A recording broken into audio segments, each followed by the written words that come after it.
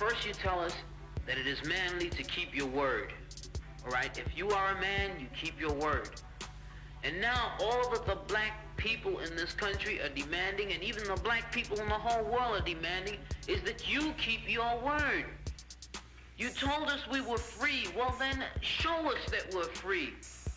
You told us that there is justice, equality for all in this country. Well then, stick to your word and let us see the justice and equality for all. Or else admit to us that you're not a man, you're a worm, you're afraid of us, you're afraid to give us equal stand. You're afraid that if you give us equal ground, that we will match you and we will override you. And if that's what you're afraid of us, then tell us that's what you're afraid of. But don't keep hiding it from us and holding this up to us, and every time we ask you for something, you give us a little bit of something, and it's all tokenism. We don't want tokenism.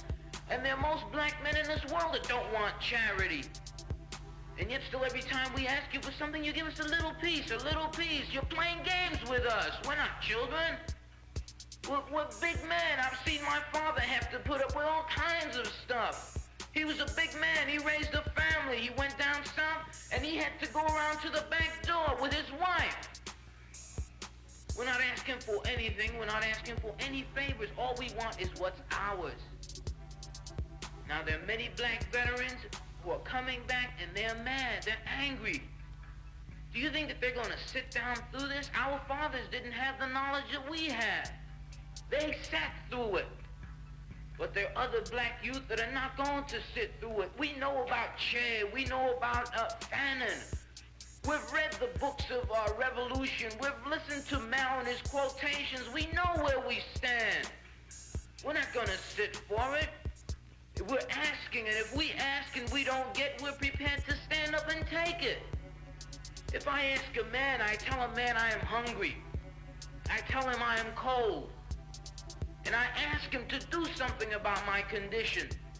And this man holds a loaf of bread right in front of me so I can see it, and I keep asking him, I'm begging him to please give me a slice of the loaf of bread. I am hungry. Then it is known by every psychologist that the next step in the progression is I am going to knock him upside the head and take the bread from him. I'm not going to starve to death. All we're asking, no one wants to see blood. No one likes the smell of blood. No one wants war. Anyone who's been in war doesn't want war.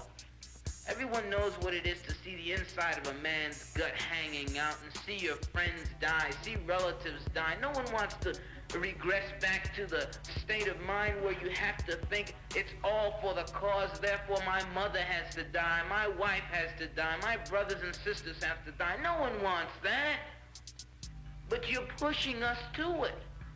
You're leaving us no choice. We're asking, we're begging. The students up at Columbia, they ask. The brothers down south ask. The brothers in Latin America, the brothers in Africa, they're all asking. All they're doing is asking. Our fathers asked. Our grandfathers asked.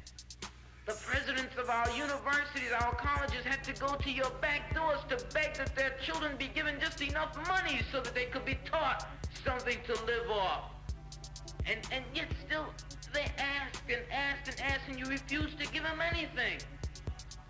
Now, we're just about out of patience.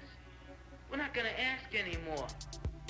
The news media says that it's only the young that are militant, only the young that want this and want that. Okay, but we're 40% of the black population now. Or we were a year ago, and still yet we're climbing. Before long, we'll be 50%, 55%, and then we'll have the command.